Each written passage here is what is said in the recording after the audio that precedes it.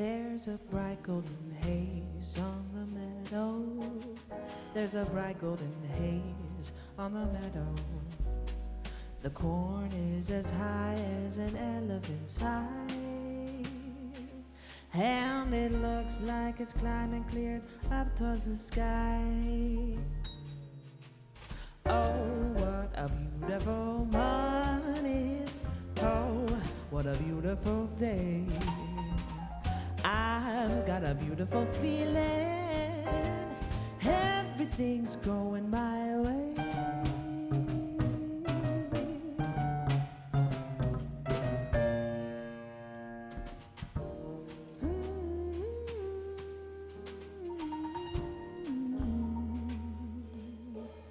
All the cattle are standing like statues. All the cattle are standing like statues. They don't move their heads as they see me pass by. But a little brown maverick is winking her eye. Oh, what a beautiful morning. Oh, what a beautiful day. I've got a beautiful feeling. Nothing's gonna hit my way.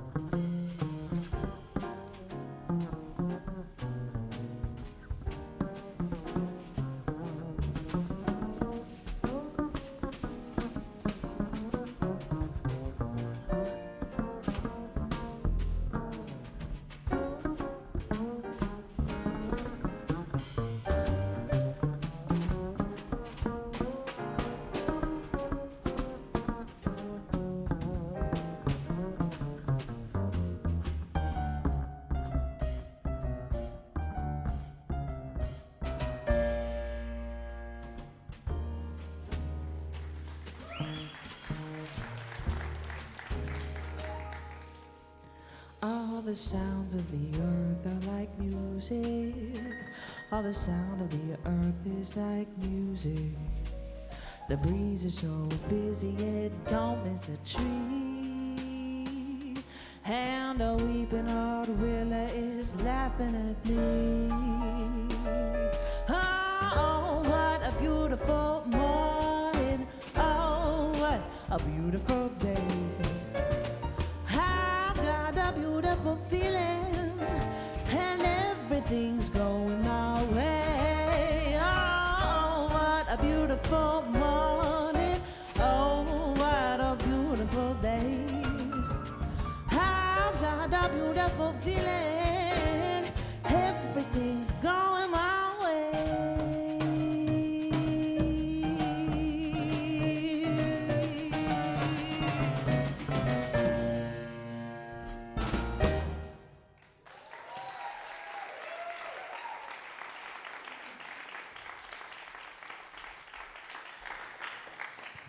And now, without further ado, we're going to hear a wonderful talk by Imam Jamal Rahman. And it's a special treat for me because I was able to do tech assistance for his Sufi mystics classes this past summer.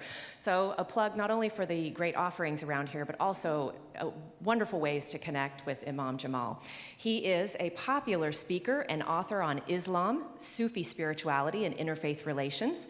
Along with his interfaith amigos, Rabbi Ted Falcon and Pastor Don McKenzie, he's been featured in the New York Times, CBS News, BBC, NPR, and so many other places. His passion lies in interfaith community building and activism. Welcome, Imam Jamal.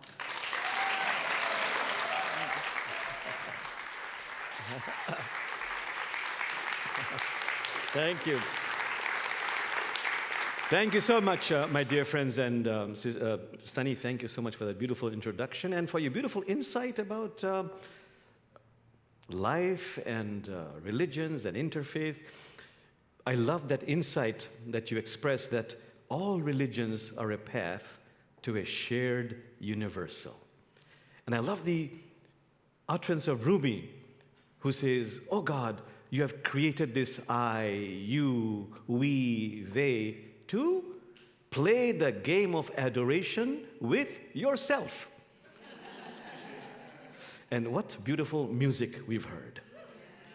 You know, again, if I quote Rumi, Rumi says, music is the sound of the spheres, and we have been part of this harmony before. And these beautiful songs and the sounds keeps our remembering fresh. You know, as I'm speaking, I'm also thinking of this, again, a Rumi story, where Rumi was, you know, in Islamic mysticism, we do zikr. Zikr means remembrance of God by gathering in a circle and just singing, praising God, music. And then there's the whirling dervishes. They get up and they start whirling. And there was this one very conservative Muslim. You know, he got very upset. He said, what is all this singing, singing, singing, singing? And Rumi says, brother, it's the sound of the creaking of the doors of paradise. And this conservative Muslim said, I hate the sound of creaking.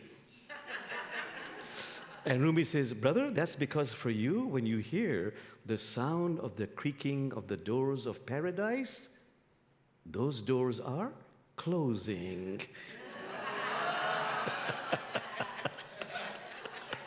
And Al-Ghazali, a very famous Sufi master, he says, you know, if God didn't like music, he would forbid the birds to chirp and sing. See, it's not possible. Okay, so my friends, I'll be conscious of the time because I, like Brother Ted, talk on and on and on and on till somebody starts to snore. So I'll just calculate. Okay, at which point to slow down. So my topic is actually sacred laughter. And what is sacred laughter? It's just laughter when one has moved from a knowledge of the tongue to a knowledge of the heart. You know, everything is so mysterious. I know you know that. I know that I know that. But do I really know that?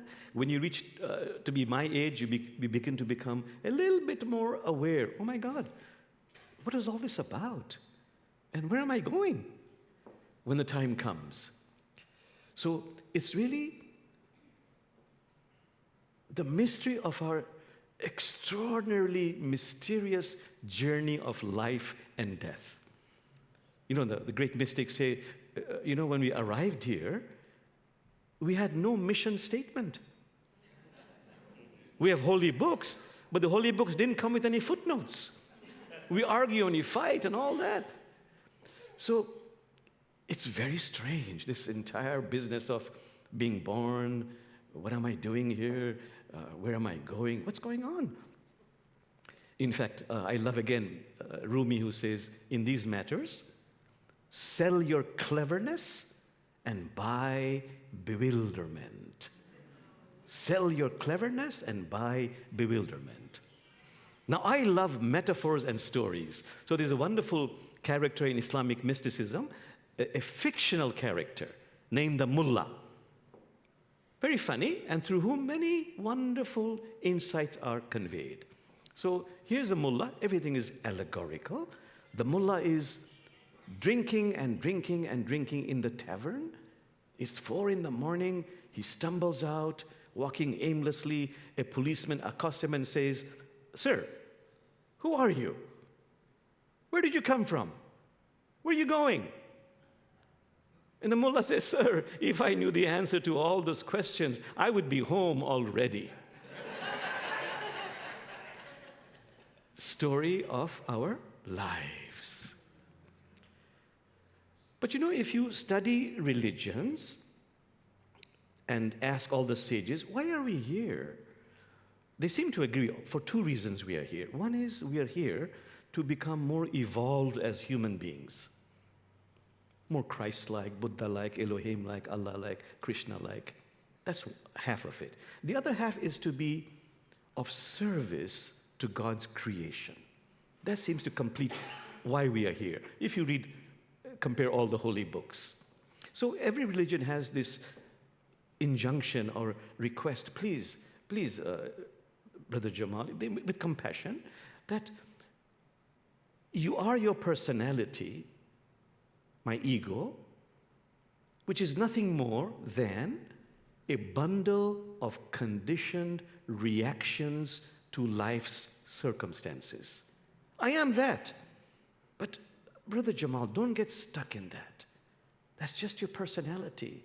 Your work here is, you have your own story, unusual circumstances in life. Move beyond your personality and connect with your divine spark. Christ-like, Christ nature, Buddha nature, etc. How do you do that? Again, all the traditions, as in Islamic mysticism, as often as you can, every hour, every day, every week, every month, continuously shine the light of compassionate awareness on yourself. That's how you'll go beyond your personality. If I'm stuck in my personality, then my life becomes nothing more than a life of manageable depression.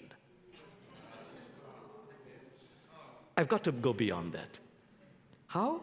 By becoming aware that I am more than just my personality. So this mullah, fictional mullah, has wonderful stories that makes you aware in a loving, humorous way about your personality. And it's okay. That's just a story of my life. Circumstances, this happened, that happened. So the first story, and by the way, you have heard these stories, some of you, before. I have heard these stories at least a few thousand times. And every time I get a different, nuanced understanding. So the first one, on a moonlit night, the mullah is walking, constitutional walk, happens to peer into a well and is shocked. Why is he shocked? The moon has fallen into the well. Oh, Sister Moon, fear not, I will help you. He rushes home, gets a rope, has a hook, he plunges it inside. It catches something, he heaves and pulls. Something comes loose, he falls on his back and sees the moon restored to its proper domain. And he says, thank God I came along. Story of my life. The ego has a very exaggerated opinion about itself. Just to become aware of that. It's okay. It's okay. That's why I'm here to go beyond that. Sunny mentioned I work with the Interfaith Amigos. I'm 1/3 of the Interfaith Amigos. Our favorite story is the cheese sandwich story.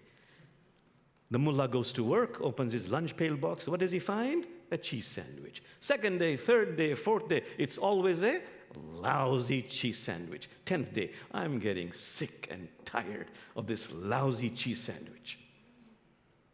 Puzzled coworkers say, Mullah, why don't you ask your wife, be kind, say it nicely, to make you a different kind of sandwich? I'm not married. Who makes them? I do. Think about it, story of our lives.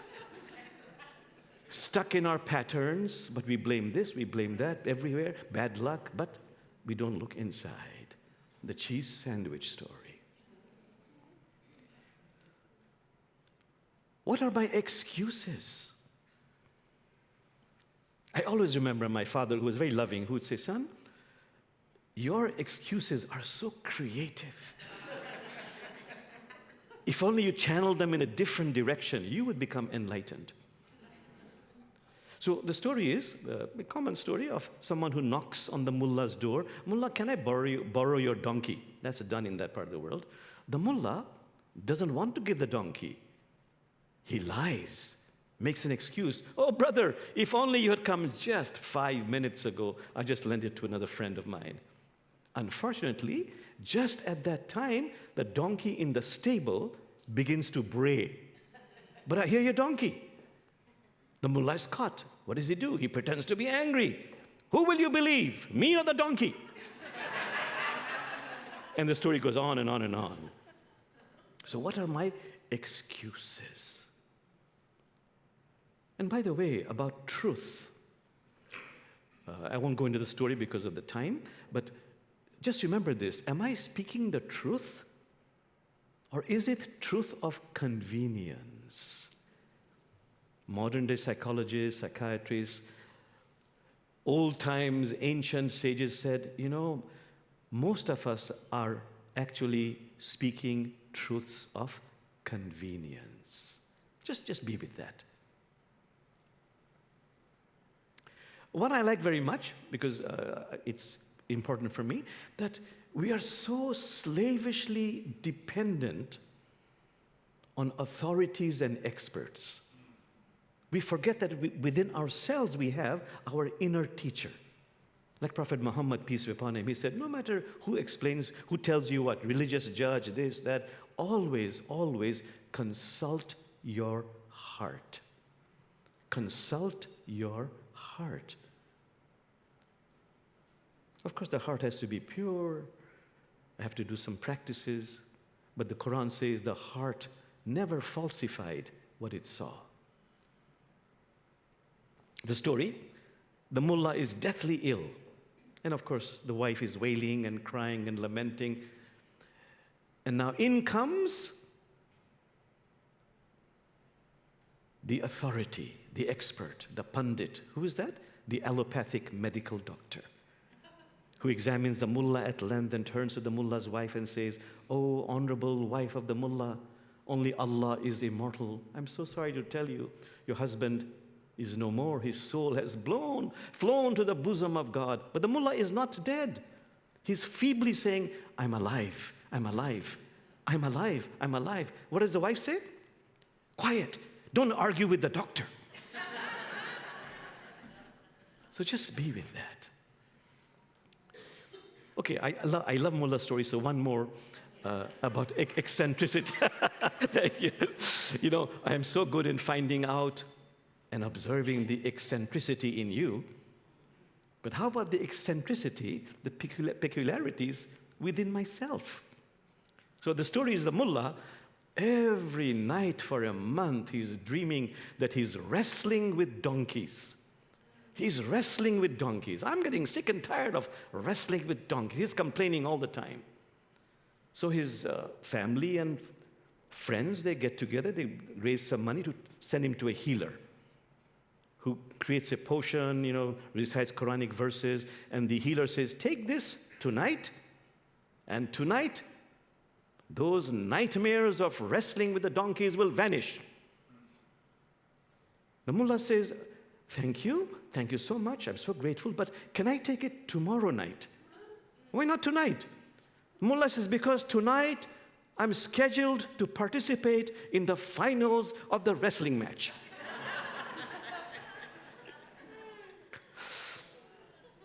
Okay, just be with that for a few moments. What are my eccentricities? It's okay, that makes me special, but I need to be aware of it. Okay, now the mystery of God, what we call God, Spirit, Allah, Jesus, whatever your belief system is. The Quran says, Allah says, my vision encompasses all, but no vision encompasses me. So Rumi says, well, he says, wow. So he says, the lover visible, the beloved invisible. Whose crazy idea was this? What's that about? There's another poetry which sort of reminds me indirectly. We have shown you the dust. We have shown you the dust, but concealed the wind.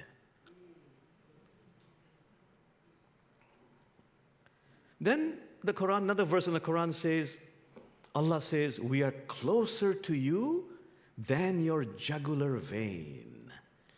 We are closer to you than your jugular vein. Just be with that.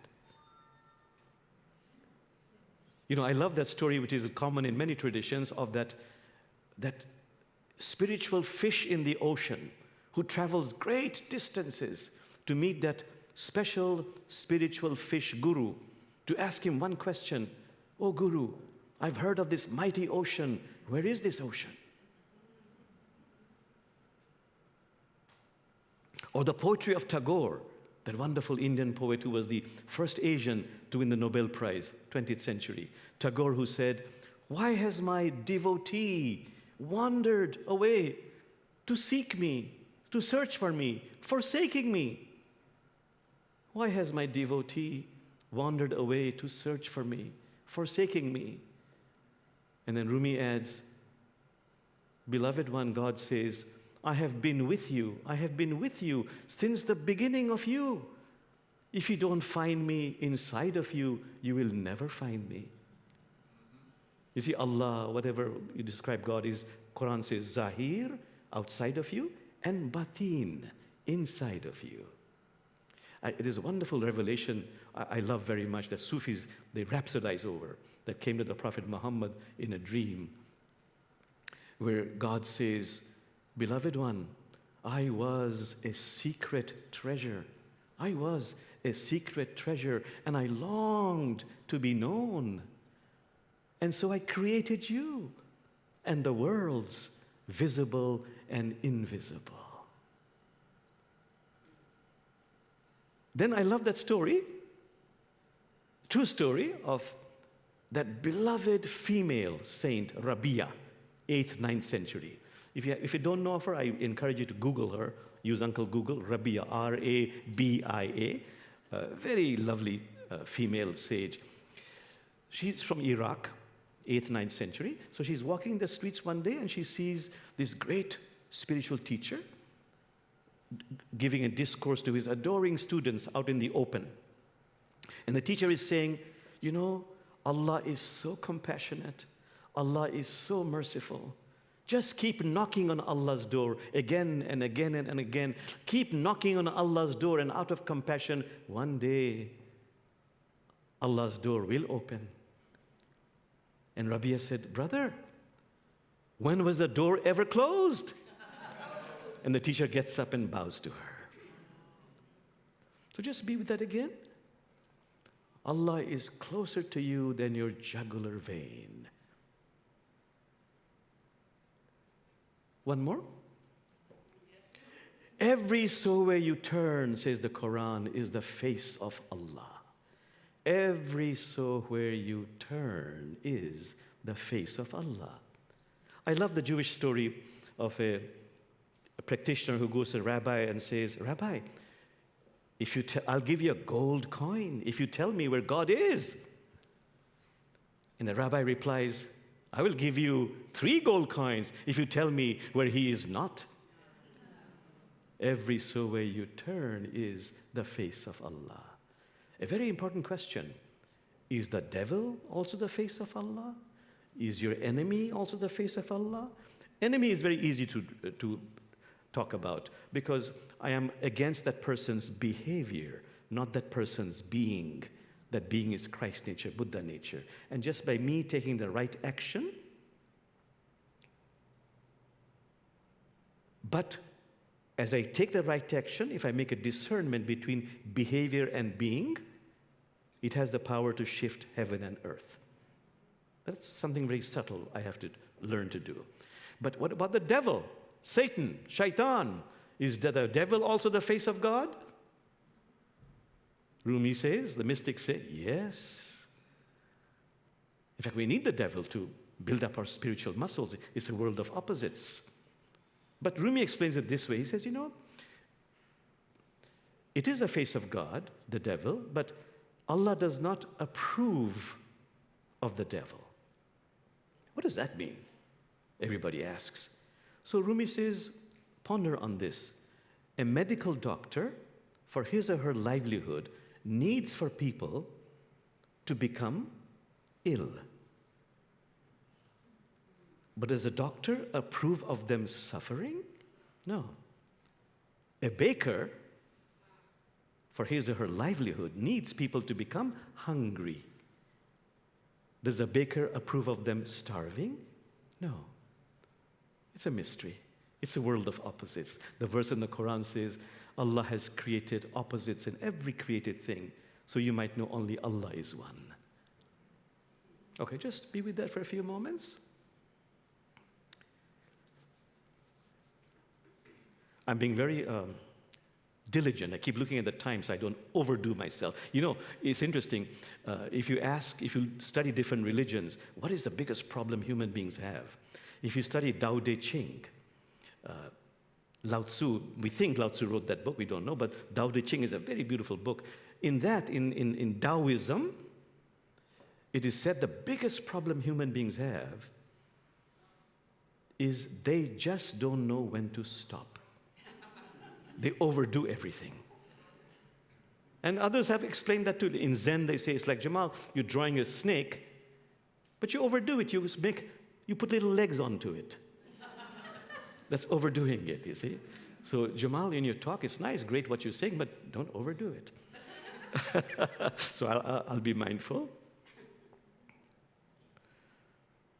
Just be with that about the insight about overdoing, and I'll talk about religious institutions. What is the problem with religious institutions?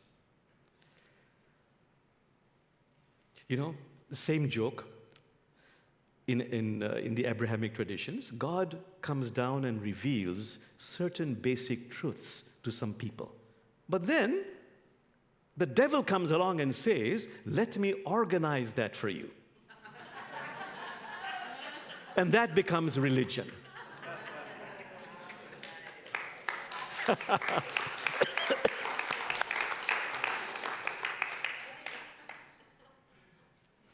So, you know, my work is to talk to people who believe in exclusivity. You have to be gentle, you have to be kind, because they're very sincere. So I just like to explain to metaphors.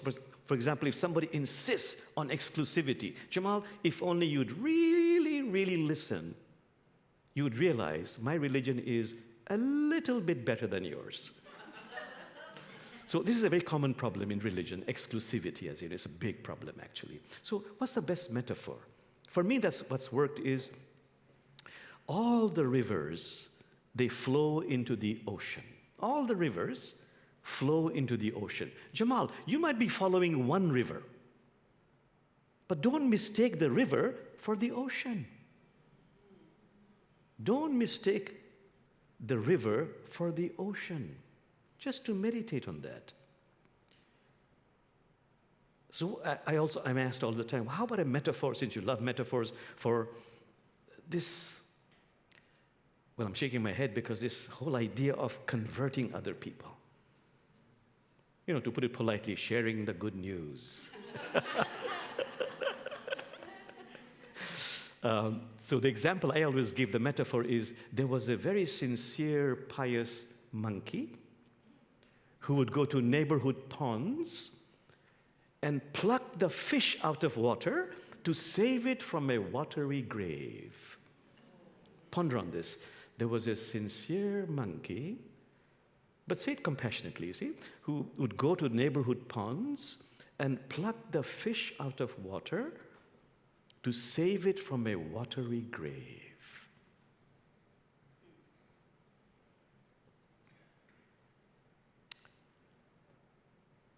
Just be with that for a few moments. What is the problem with institutions? You see, it's all a collection of egos, and it all depends on the different stages of the evolvement of the egos. And the problem is, with all institutions, they suffer from, in religious institutions particularly, deferred maintenance. It's called deferred maintenance. Because they get too focused on recruitment and fundraising. And that's good, that's okay, but they miss out on spiritual practices to become a more complete human being. Devotion in service to God's creation, being of service. As Rumi says, be a lamp, a lifeboat, or a ladder to others. That's why you are here. So very quickly, some insights about practices, about the mind. Now, here I'm actually thinking today in this service about conditioned biases. One of the biggest problems I have is that I come with a conditioned bias. It's a conditioning. So the story which really impacted me, as Rumi might say, splashed in my heart, was a story I heard in a village in Bangladesh. I'm from Bangladesh, of a well frog and ocean frog. An ocean frog visits a well frog who has lived his entire life in the well. And the ocean frog is trying to explain the vastness of the ocean to the well frog. And the well frog says, "Are you telling me your ocean is half the size of the well? More. 3/4? More. You don't mean to tell me it's the entire length of the well? More. And the well frog is so surprised. Somehow the ocean frog takes the well frog out of the well and takes him to the ocean. And when the well frog sees the ocean, his brain explodes. And that's a whole different teaching, of course.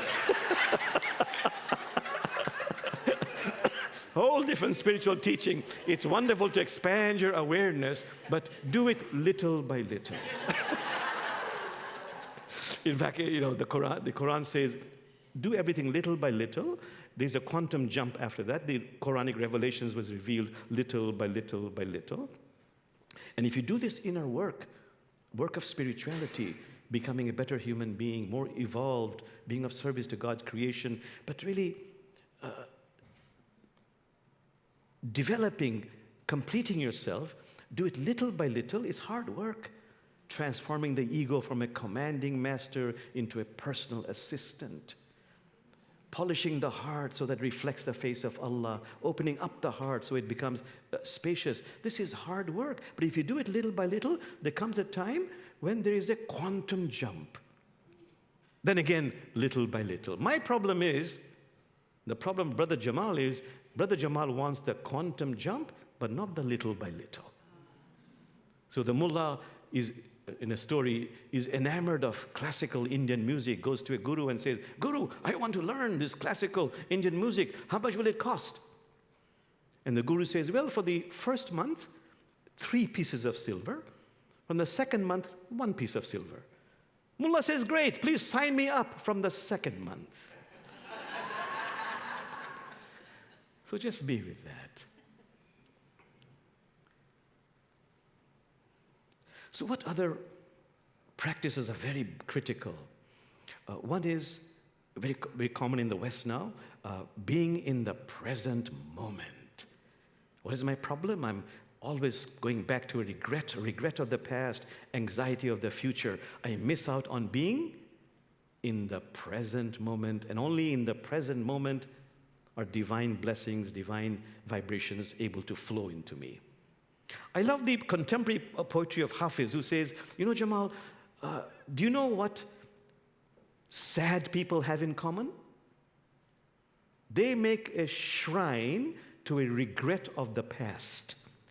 And they go and visit there again and again and again and again. And they do a strange wail and worship.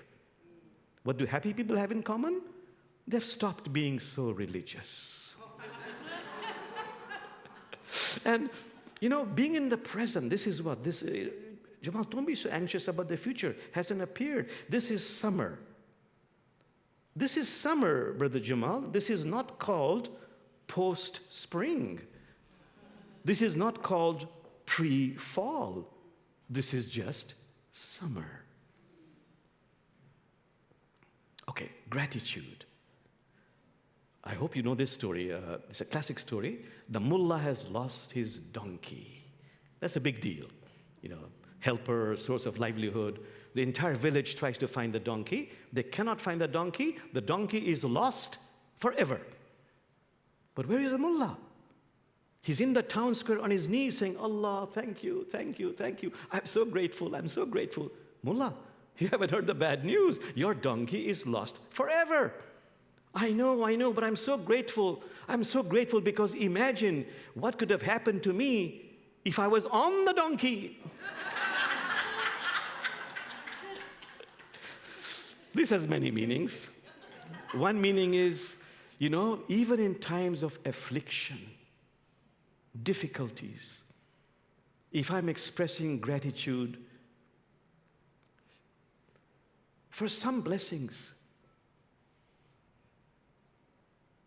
if I'm expressing gratitude, there are blessings which will come my way. I'm expressing gratitude, this is the word. If I'm still expressing gratitude, I'm expressing gratitude for unknown blessings already on their way. If in times of affliction, I think I got it right now, I'm expressing gratitude for unknown blessings already on their way. Can I be grateful?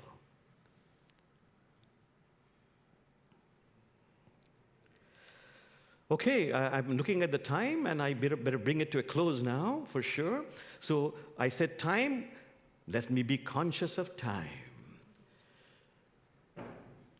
You know, the mullah is in London Museum, and there's a very pompous guide who says, this is 10,000 years old. Mullah says, excuse me, it's 10,004 years old. He's annoyed. This is 10,000 years old, says the guide. Mullah says, excuse me, it's 10,004 years old. Now the guide is very annoyed, says, sir, you have a turban, a beard. I know you come from the mysterious East. How can you be so precise about these dates? Simple, said the mullah. I was here 4 years ago. At that time, you mentioned those dates. So what's the insight? It's later than you think. So what is it I need to do, need to say? The time is now, the place is here. Don't procrastinate. And here I am, so scared I'll go into non-existence. But Rumi says, Brother Jamal, if you knew the truth, non-existence is trembling in fear it might be given human shape. And here you are, Jamal, when you go over to the other side, you look back at your life, at your dramas and melodramas, you will laugh and laugh and laugh and laugh. They say, why wait? Laugh right now. Day of judgment, mullah says to God, God, what is this about you and me, day of judgment? You created me. You know everything what I did. You are in total control. I tell you what, God, plead and advocate on my behalf with yourself. Hell? There's no fire in hell, all this thing about holy books. Mullah's wife says to the mullah, Mullah, I'm having a big party. Please go to hell and get me some fire. Mullah goes there, asks for the fire from the guardian angel. Guardian angel says, what fire? Fire. No fire here. No fire. And the guardian angel explains, no, it's not literal fire. It's not literal. It's the fire of anger, hate, resentment, jealousy that human beings bring with them. That is the fire. So my friends, I'll end, and I'm sorry I brought you in earlier, so I'm going longer.